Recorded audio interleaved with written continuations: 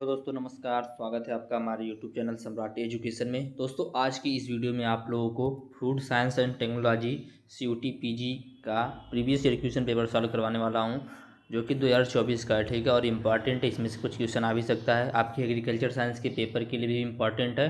तो आप लोग वीडियो पूरा देखिएगा, और वीडियो अच्छा लगे तो वीडियो को लाइक कीजिएगा, चैनल को सब्सक्राइब कीजिएगा, अपने दोस्तों को शेयर भी कीजिएगा।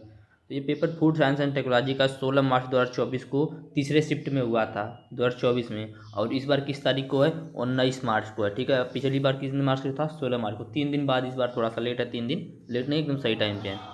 तो चलिए देख लेते हैं। टाइमिंग देखिए अब चेंज हो गया। ठीक है, पहले क्या था, 1 घंटा 45 मिनट का टाइमिंग होता था, लेकिन अब सिर्फ 1 घंटा 30 मिनट का ही टाइम रहेगा। याद रखिएगा, 90 मिनट का टाइम मिलेगा आप लोगों को, और 75 क्वेश्चन करने होंगे।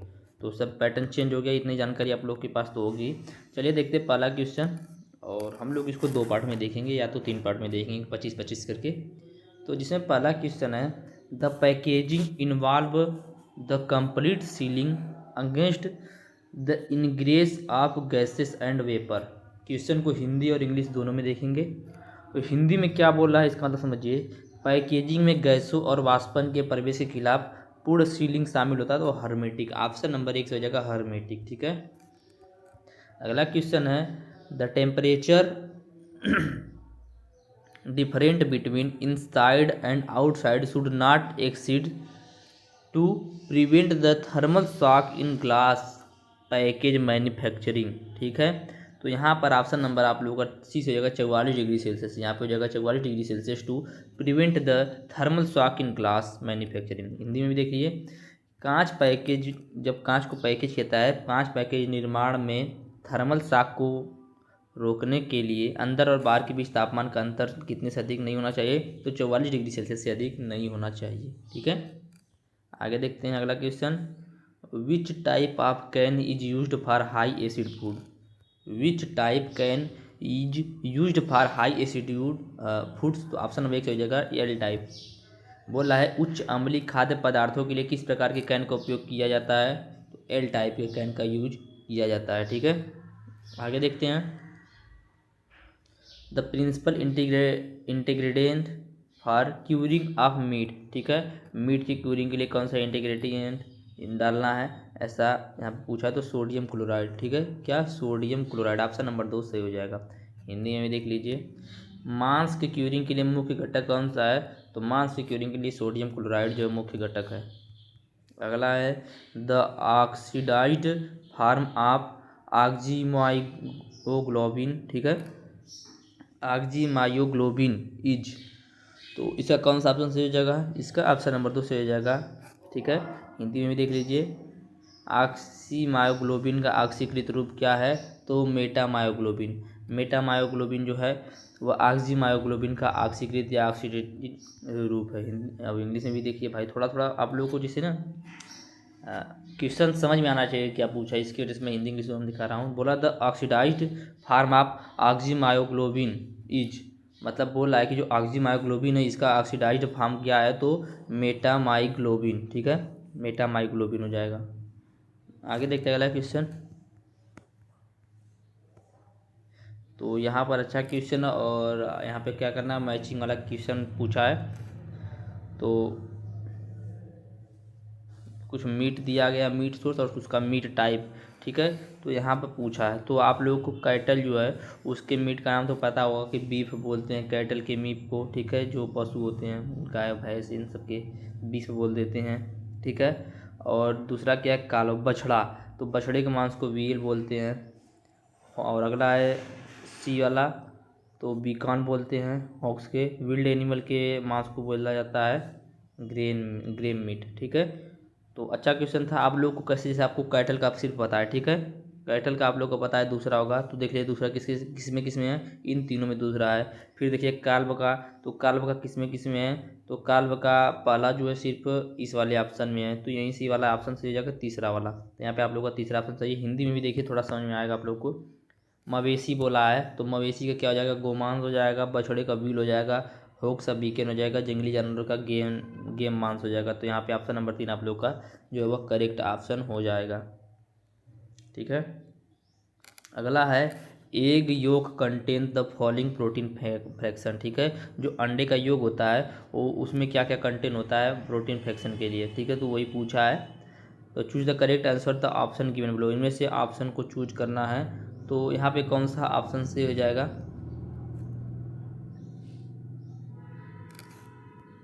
तो फास्फोविटीन, दूसरा है लिवेटीन और तीसरा है low density lipoprotein. Option number 3 जो है सॉरी 1 जो है वो सही हो जाएगा, ए बी और सी, ठीक है। अंडे की जर्दी में निम्नलिखित प्रोटीन के अंश होते हैं, तो कौन कौन से? फॉस्फेटीन, लाइविटीन और लो डेंसिटी लिपोप्रोटीन, ये सब होते हैं, ठीक है। ऑप्शन नंबर 1 सही हो जाएगा यहाँ पे। अगला क्वेश्चन देख लेते हैं। The egg yolk is anchored in the centre by chalaza, ठीक है। चालिया भी बोल सकते हैं, चलाजा बोल सकते हैं। तो अंडे की जर्दी जो होता है उसके मध्य में बांधे रखता है, ठीक है। अंडे की जर्दी मध्य में बांधे रखता है, तो चलाजा जो है वो अंडे की जर्दी को मध्य से बांधे रखता है। अगला क्वेश्चन देखते हैं। The correct order of production of egg powder is, ठीक है। पूछ रहा है कि एग पाउडर जो होता है उसके प्रोडक्शन के लिए करेक्ट सीक्वेंस बताइए, ठीक है। तो पहला है पास्चुराइजेशन, दूसरा फर्मेंटेशन, तीसरा ड्राइंग, चौथा कूलिंग। तो यहाँ पर तो पहला ऑप्शन ही सही हो जाएगा, ए बी और सी डी, सीधे एकदम सीक्वेंस से है ही पहले से ही, ठीक है। सबसे पहले पास्चुराइजेशन किया जाता है, फिर फर्मेंटेशन किया जाता है, फिर उसको सुखाया जाता है, फिर उसको कूलिंग किया जाता है, ठीक है। तो यहाँ पर ऑप्शन नंबर 1 सही हो जाएगा। अगला क्वेश्चन देख लेते हैं। The borrowing in egg powder can be prevented by, ठीक है। प्रिवेंटेड बाई, जो एग पाउडर होता है उसको प्रिवेंट करने के लिए, संरक्षित करने के लिए क्या यूज करते हैं? तो ग्लूकोज ऑक्सीडेज का यूज किया जाता है। ऑप्शन नंबर 1 से हो जाएगा। अंडा पाउडर ब्राउनिंग को किसके द्वारा रोका जाता है? तो ग्लूकोज के द्वारा प्रिवेंट किया जाता है या रोका जाता है, ठीक है, ग्लूकोज ऑक्सीडेज के द्वारा। आगे देख लेते हैं अगला क्वेश्चन, 11वां क्वेश्चन। क्वेश्चन है the naturally occurring toxicant in potatoes, तो सोलेनिन।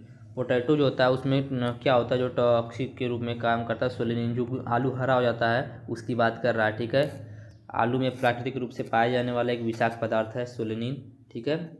और जिसके कारण क्या होता है कि आलू में प्राकृतिक रूप से विषाक्तता पैदा हो जाता है। तो सोलेनिन याद रखिएगा, जो ग्रीन कलर होता है, देखेंगे कभी कभी आलू ग्रीन हो जाता है, उसी को बोला जाता है सोलेनिन, ठीक है। आगे देख लेते हैं अगला question. Weight gain in rats upon the consumption of 1 gram of protein is known as, तो protein efficiency ratio. Option number 2 हो जाएगा सही, प्रोटीन इफिशियंसी रेशियो, ठीक है। आगे देखते हैं अगला क्वेश्चन, हिंदी में देख लीजिए भाई। 1 ग्राम प्रोटीन के सेवन से चूहों में वजन बढ़ने को किसके रूप में जाना जाता है? तो भैया इसको जाना जाता है प्रोटीन दक्षता अनुपात के रूप में जाना जाता है, ठीक है। आगे अगला क्वेश्चन देख लेते हैं। Butter contains percent of lactose, butter जो होता है वो कितने परसेंट लैक्टोज से बना हुआ होता है, ऐसा क्वेश्चन पूछा है। तो 0.5% लैक्टोज से बना होता है बटर, ठीक है। बटर या मक्खन में कितना परसेंट लैक्टोज होता है वही पूछा, तो 0.5% लैक्टोज होता है मक्खन में। कितना? 0.5%, ठीक है। आगे देखते हैं अगला क्वेश्चन। तो यहाँ पे कुछ टाइप दिया है, यहाँ पे सॉलिड दिया है। अच्छा क्वेश्चन, आसान क्वेश्चन, मैचिंग वाला क्वेश्चन, स्टेटमेंट बेस्ड क्वेश्चन बहुत पूछता है और बहुत ही अच्छा क्वेश्चन होता है, आसान होता है, कर सकते हैं आप लोग थोड़ा बहुत अगर पढ़े रहेंगे तो, ठीक है।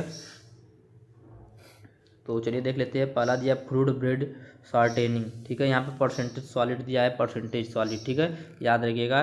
तो पहले का हो जाएगा दूसरा 20% सॉलिड, फ्रूट ब्रेड शॉर्टेनिंग का हो जाएगा 20% सॉलिड, और दूसरा है बी। तो पहले आप देख लीजिए कि पहले का दूसरा किस हिसाब से सही है, तो सिर्फ यह दूसरे वाले ऑप्शन में सही है, तो यहीं से आप लोग का दूसरा ऑप्शन सही हो जाएगा। तो पहले का दूसरा, दूसरे का तीसरा, तीसरे का चौथा और चौथे का पहला हो जाएगा, ठीक है। तो आप लोग देख लीजिए, पहले का दूसरा, ठीक है, दूसरे का तीसरा, तीसरे का चौथा और चौथे का पहला। इस प्रकार से आप लोग का पहला ऑप्शन जो यहाँ पे सही हो जाएगा। बोला है कि कुछ प्रकार देंगे, उसके कितने % ठोस है उससे मिलान करना है, तो पहले का दूसरा, दूसरे का तीसरा, तीसरे का चौथा, चौथे का पहला, ओके। अगला क्वेश्चन है सुक्रोज पॉलिएस्टर्स एक्ट एज, ठीक है। जो सुक्रोज पॉलिएस्टर्स होते हैं वह एक्ट करते हैं तो इंजीनियर्ड फैट्स के रूप में, ठीक है। हिंदी में भी देख लीजिए। सुक्रोज पॉलिएस्टर्स के रूप में कार्य करते हैं। किसके रूप में कार्य करते हैं भैया? इंजीनियर्ड वसा के रूप में या इंजीनियर्ड फैट के रूप में कार्य करते हैं। ठीक है, आगे देख लेते हैं अगला question.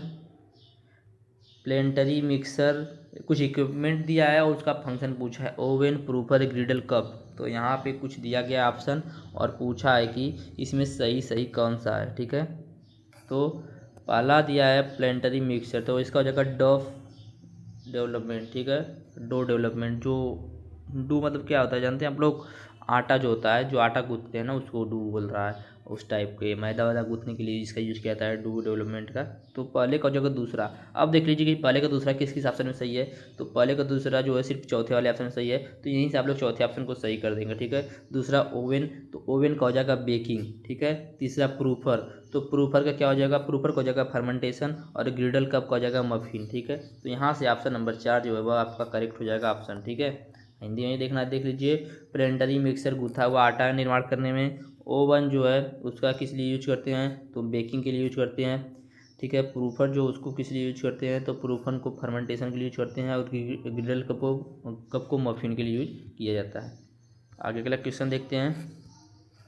Sequence for the preparation of sugar from sugar cane juice involve the following unit operations. भैया इसको तो आप लोग एकदम उम्मीद करेंगे कि कर ही सकते हैं, क्योंकि बहुत ही आसान है भैया। हिंदी में बताऊंगा, इंग्लिश में भी बताऊंगा। तो सबसे पहला दिया है क्रिस्टलाइजेशन, कंट्रीफ्यूगेशन एंड फिल्ट्रेशन, डिकलराइजेशन, इवापोरेशन। तो सबसे पहले क्या करते हैं भैया, जब हम लोग गन्ने की पेराई कर लेते हैं उसके बाद उसको छानते हैं। ठीक है, तो यहाँ पे फिल्ट्रेशन ही किया जाएगा सबसे पहले। ठीक है, उसका उसको डिकलराइजेशन किया जाएगा। ठीक है, क्या किया जाएगा? डिकलराइजेशन किया जाएगा। उसके बाद इवापोरेशन, उसके बाद क्रिस्टलाइजेशन। ठीक है, तो बी सी डी ए तो B C D A option number 1 यहाँ पे सही हो जाएगा। हिंदी में भी देख लीजिए, समझ में आएगा आप लोगों को। ठीक है, सबसे पहले क्या करते हैं? गन्ने के रस से चीनी तैयार करने के लिए कौन सी इकाई का मिले थे? सबसे पहले क्या करते हैं? अपकेंद्रण और निस्पंदन करते हैं, छान लेते हैं। ठीक है, उसके बाद क्या करते हैं? रंग का पृथक्कीकरण करते हैं। ठीक है, रंग जो होता है उसको पृथक्करण करते हैं। जो ब्लैक ब्लैक होता है ना, तो उसको पृथक्करण करते हैं, निकाल देते हैं रंग को। ठीक है, उसके बाद क्या करते हैं? उसका वाष्पीकरण होता है, फिर क्रिस्टलीकरण होता है। तो यहाँ पे BCD ऑप्शन नंबर 1 सही हो जाएगा। चलिए आगे चलते हैं, अगला क्वेश्चन देखते हैं। Which of the following is used as enriching agent in wheat flour. ठीक है, तो यहाँ पे कौन सा ऑप्शन सही हो जाएगा? यहाँ पे ऑप्शन नंबर 1 सही हो जाएगा। 0.2% लाइसिन। 0.2% लाइसिन जो है वह करेक्ट ऑप्शन हो जाएगा। हिंदी में देखना है देख लीजिए। निम्नलिखित में से किसका उपयोग गेहूं के आटे में संवर्धन एजेंट के रूप में किया था? तो 0.% लाइसिन का ऑप्शन नंबर 1 जो है सही ऑप्शन है। अगला क्वेश्चन है glycerol monostearate survives as an in cakes. ठीक है, तो यहाँ पे आप लोग का ऑप्शन नंबर 1 ही सही है, इमल्सिफायर। हिंदी में भी देख लीजिए आप लोग, हिंदी में भी देख लीजिए। ग्लिसरॉल मोनोस्टेरेट केक में एक के रूप में काम करता है, इमल्सिफायर के रूप में कार्य करता है। ठीक है, ग्लिसरॉल मोनो जो होता है ग्लिसरॉल मोनोस्टेरेट जो होता है केक में एक इमल्सिफायर के रूप में कार्य करता है। ठीक है, किसके रूप में कार्य करता है? इमल्सिफायर के रूप में कार्य करता है, याद रखिएगा। अच्छा क्वेश्चन, इंपॉर्टेंट क्वेश्चन। अगला क्वेश्चन है 50% सुक्रोज विलयन का क्वथनांक डिग्री सेल्सियस होगा। जो 50% सुक्रोज विलयन होगा उसका क्वथनांक कितना डिग्री सेल्सियस होगा? ठीक है, तो भैया वो होगा 102 डिग्री सेल्सियस। 50% सुक्रोज विलयन का क्वथनांक जो होगा 102 डिग्री सेल्सियस होगा। इंग्लिश में भी देख लीजिए। The boiling point of 50% sucrose solution is, तो 102 डिग्री सेल्सियस। ठीक है, 102 डिग्री सेल्सियस जो होगा बॉइलिंग पॉइंट होगा 50% सुक्रोज सॉल्यूशन का। आगे देख लेते हैं अगला question. Phyllo pastry is prepared by following sequence. ठीक है, phyllo pastry is prepared by following sequence. तो पेस्ट्री की यहाँ पे बात हो रही है, तो यहाँ पर कौन सा ऑप्शन सही हो जाएगा? सीक्वेंस में बताना आप लोगों को। सबसे पहले क्या करेंगे? सिलेक्शन करेंगे एंड वेटिंग फॉर इंटीग्रेडिएंट। ठीक है, जिसका भी हमें बनाना है पेस्ट्री उसको हम क्या करेंगे? सबसे पहले उसको सिलेक्ट करेंगे कि इसका बनाना है, उसके बाद उसका वेट करेंगे। उसके बाद क्या करेंगे? उसका बेकिंग करेंगे, उसको बेक करेंगे। उसके बाद क्या करेंगे भैया? बेक करने के बाद उसको चिलिंग करेंगे, उसके बाद मिक्सिंग करेंगे। तो BACD किस ऑप्शन में है? BADC इसमें BACDA इस BACD ऑप्शन नंबर दूसरे में है। सॉरी, इसका कौन सा ऑप्शन सही जाएगा? BCDA, BCDA, BCDA selection and weighting of ingredient, उसके बाद चिलिंग किया जाएगा, उसके बाद मिक्सिंग किया जाएगा, उसके बाद बेकिंग किया जाएगा। सॉरी, हमें पहले ही बेकिंग बता दीजिए, तो यहाँ पर ऑप्शन नंबर 1 से हो जाएगा BCDA। क्योंकि भाई सबसे पहले क्या करेंगे, सिलेक्ट करेंगे, उसके बाद उस इंटीग्रेडिएंट को वेट करेंगे, उसके बाद उसको ठंडा करेंगे, उसके बाद उसको मिक्स कर लेंगे, मिक्स करने के बाद उसको बेक करेंगे ना। तो हमने बेकिंग पहले बता दिया था, इसलिए ऑप्शन नंबर 1 जो है वो सही हो जाएगा यहाँ पर। आगे देख लेते हैं अगला क्वेश्चन, हिंदी में देखना, देख लीजिए।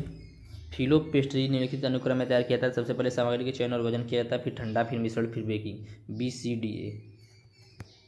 अगला है high sugar wafers contain more than % sugar. ठीक है, high sugar wafer contain more than कितने % शुगर का बना हुआ होता है, ऐसा पूछ रहा है। तो यहाँ पर आप लोगों का हो जाएगा 10%। ऑप्शन नंबर 1 जो होता है वह सही हो जाएगा। हिंदी में देख लीजिए, उच्च चीनी वेफर्स में 10% से अधिक चीनी होती है। 10% से अधिक चीनी होती है किसमें? हाई शुगर वेफर्स में। ठीक है, अगला क्वेश्चन देखेंगे। Mould growth in muffin is control by the addition of. ठीक है, muffin, mould growth in muffin is control by the addition of. तो यहाँ पर ऑप्शन नंबर 1 सही हो जाएगा, कैल्शियम प्रोपियोनेट। ठीक है, प्रोपियोनेट, सॉरी प्रोपियोनेट, थोड़ा बहुत हो जाता है। मफिन में मोल्ड वृद्धि मिलाने के द्वारा नियंत्रित होती है। क्या मिलाने के द्वारा? Calcium propionate. कैल्शियम प्रोपियोनेट मिलाने के द्वारा नियंत्रित हो जाती है मफिन में मोल्ड की वृद्धि। अगला क्वेश्चन देखते हैं। कुछ इंटीग्रेडिएंट दिए गए हैं, उनके एग्जाम्पल से मिलवाना है, उसको मिलाना है। और अच्छा क्वेश्चन है, मैचिंग वाला क्वेश्चन जो होता है बहुत ही अच्छा होता है भाई, आसान क्वेश्चन है। तो पहला है स्वीटनर। ठीक है, स्वीटनर, तो स्वीटनर का क्या हो जाएगा? स्टेविया। ठीक है, अगला है गेलिंग एजेंट। सबसे पहले आपको अब ये देख लेना कि पहले का दूसरा ऑप्शन किस किस में सही है, तो यहीं से आप लोग कर देंगे सही, इसमें नहीं, इसमें नहीं। ऑप्शन नंबर पहले में तो पहला ही हो जाएगा, पहले का दूसरा और दूसरे का पहला। गेलिंग एजेंट का स्टार्च हो जाएगा। ठीक है, अगला है एरेटिंग एजेंट, तो इसका हो जाएगा एग, और एंटीऑक्सीडेंट तो हो जाएगा BHA। ठीक है, हिंदी में देख लीजिए। स्वीटनर दिया गया है तो स्वीटनर का हो जाएगा स्टीविया। जेलिंग एजेंट दिया है तो जेलिंग एजेंट का स्टार्च। एरेटिंग एजेंट तो एरेटिंग एजेंट का अंडा। एंटीऑक्सीडेंट तो BHA। अगला क्वेश्चन देखेंगे, और अगला क्वेश्चन क्या है भैया?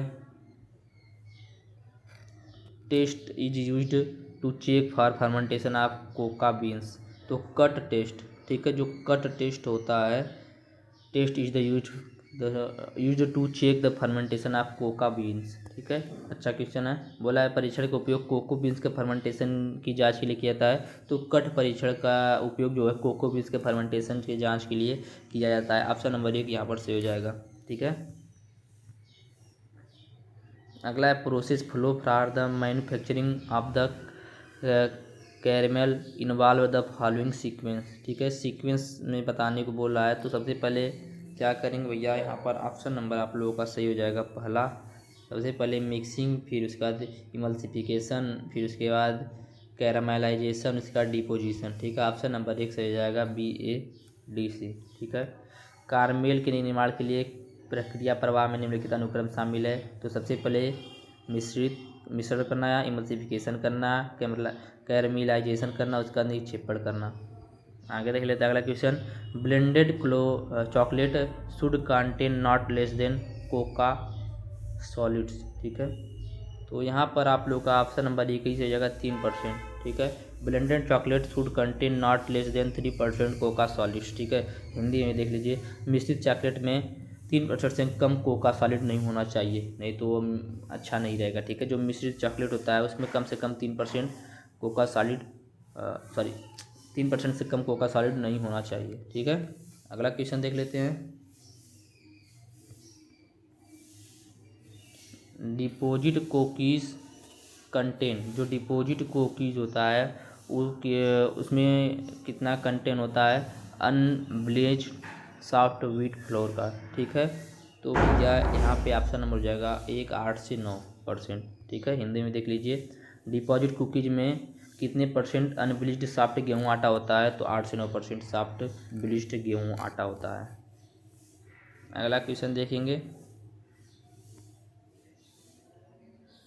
Area under the extensograph curve representative dough strength. ठीक है, तो कुछ क्वेश्चन दिया गया है, कुछ कर्व दिया गया है यहाँ पे, उसको मिलाना दूसरे स्ट्रेंथ से, उसके मतलब 80 दिया गया, तो ये वीक है कि मीडियम है कि स्ट्रांग है ऐसा। तो यहाँ पर डू की बात हो रही है, डू मतलब अभी मैंने आप लोगों को बताया। ठीक है, तो यहाँ पर आप लोग का कौन सा ऑप्शन सही हो जाएगा, चलिए देख लेते हैं। सबसे पहले दिया है 80, तो 80 जो है वीक में आ जाएगा। ठीक है भैया, पहले का दूसरा हो जाएगा। तो पहले का दूसरा किस किस ऑप्शन में सही है, एक यही में सही है पहले में, तो यही से यहाँ ये वाला सही हो जाएगा। दूसरा दिया गया बी 80 से 120, तो मीडियम स्ट्रांग हो जाएगा।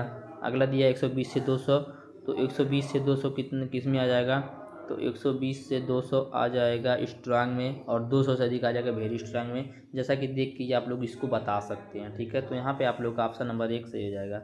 सबसे कम, सबसे कमज़ोर, उससे ज़्यादा मीडियम, उससे ज़्यादा वेरी स्ट्रांग, उससे ज़्यादा स्ट्रांग, फिर उससे ज़्यादा वेरी स्ट्रांग। ठीक है, अगला देखते हैं, तीसरा क्वेश्चन,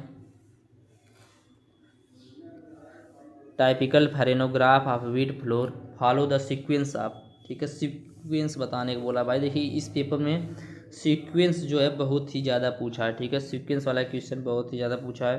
तो क्या हो जाएगा, सबसे पहले हो जाएगा arrival time, peak time, mixing tolerance index, departure time. Option number 1 से हो जाएगा यहाँ पे। ठीक है, गेहूं के आटे का विशिष्ट फारिनोग्राफ किस अनुक्रम का अनुसरण करता है, तो सबसे पहले पहुंचने के समय में, पीक टाइम में, मिक्सिंग टॉलरेंस इंडेक्स में, प्रस्थान के समय में। ऑप्शन नंबर ए सही हो जाएगा। अगला क्वेश्चन देख लेते हैं, in farinograph analysis the reference value for resistance. देखिए फेरेनोग्राफ कई जगह पूछा है, तो फेरेनोग्राफ के बारे में आप लोग को अच्छे से जानकारी होनी चाहिए। ठीक है, बोला था farinograph analysis the reference value for resistance is, तो 500 BU, 500 BU। Option number 2 correct हो जाएगा। हिंदी में देख लीजिए, फेरेनोग्राफ विश्लेषण में प्रतिरोध के लिए संदर्भ मूल्य कितना है, तो 500 BU, 500 BU। अगला क्वेश्चन देखते हैं, final viscosity of starch paste increase with an increase in. ठीक है, तो यहाँ पर कौन सा ऑप्शन से हो जाएगा, ऑप्शन नंबर 1 से हो जाएगा amylose content, amylose content option number 1 से हो जाएगा। हिंदी में भी देख लीजिए, स्टार्च पेस्ट की अंतिम चिपचिपाहट वृद्धि के साथ बढ़ती है कि एमाइलेज कंटेंट वृद्धि के साथ बढ़ती है। ठीक है, ऑप्शन नंबर 1 सही हो जाएगा, सॉरी हाँ ऑप्शन नंबर 1 सही हो जाएगा। अगला क्वेश्चन देखते हैं, गमीनेस इज एक्सप्रेस्ड एज तो हार्डनेस एंड कोहेविसनेस। ऑप्शन नंबर 1 यहाँ पर भी सही हो जाएगा। गमीनेस के को प्रकार के द्वारा व्यक्त किया जाता है, तो कठोरता और सामंजस्य के प्रकार के द्वारा व्यक्त किया जाता है। ठीक है, आगे देख लेते हैं। अगला क्वेश्चन है, pectin enzyme include the following group. जो पेक्टिन एंजाइम होता है वह इंक्लूड होता है कौन से ग्रुप में इंक्लूड होता है, ऐसा क्वेश्चन पूछ रहा है। तो अच्छा क्वेश्चन है, तो हो जाएगा पेक्टिन एस्टरेज के रूप में होता है। ठीक है, उसके बाद पोलीग्लैक्टोनोज के होता है, ग्लैक्टरोनोज के। ठीक है, और हो जाएगा आप लोगों का पेक्टिन लाइस के रूप में। ऑप्शन नंबर 2 सही हो जाएगा। हिंदी में देख लीजिए, पेक्टिन एंजाइमों में निम्नलिखित समूह शामिल होता है, तो पेक्टिन एस्टरेज, पॉलीग्लैक्टोनोज, ठीक है, पेक्टिन लाइज। तो ऑप्शन नंबर 2 जो है वो सही हो जाएगा यहाँ पे। अगला क्वेश्चन है, phenomena in which a substance occurs in different crystalline forms is known as. तो ऑप्शन नंबर 1 से हो जाएगा। ठीक है, पॉलीमॉर्फिज्म, घटना जिसमें एक पदार्थ विभिन्न क्रिस्टलीय रूपों में होता है उसे बहुरूपता के रूप में जाना जाता है, किसके रूप में, बहुरूपता के रूप में जाना जाता है। अगला क्वेश्चन है, change in lipid leading to an undesirable flavour and order is known as. तो उसको किस रूप में जाना जाएगा भैया, उसको जाना जाएगा रेंसिडिटी के रूप में। ऑप्शन नंबर 1 यहाँ पे सही हो जाएगा।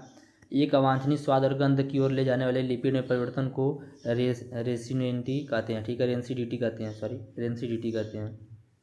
अगला क्वेश्चन है, which of the following vitamin are fat soluble. कौन सा विटामिन है जो कि फैट सॉल्यूबल है। ठीक है, तो यहाँ पर आप लोग का ऑप्शन नंबर 3 से हो जाएगा, ए, सी और डी। ए, बी और डी विटामिन जो है वह फैट सॉल्यूबल है। तो ये टोटल आप लोगों को कितने क्वेश्चन करवा दिए मैंने, आप लोगों को 37 क्वेश्चन करवा दिए। ठीक है, तो अब अगले वीडियो में देख लेंगे जो आगे क्वेश्चन बचा है 38 से लेकर 75 तक का क्वेश्चन हम लोग अगले वीडियो में देखेंगे। उम्मीद करते हैं ये वीडियो आप लोगों को अच्छा लगा होगा। वीडियो अच्छा लगा तो वीडियो को लाइक कीजिएगा, चैनल को सब्सक्राइब कीजिएगा, अपने दोस्तों का शेयर कीजिएगा। धन्यवाद। जय हिंद।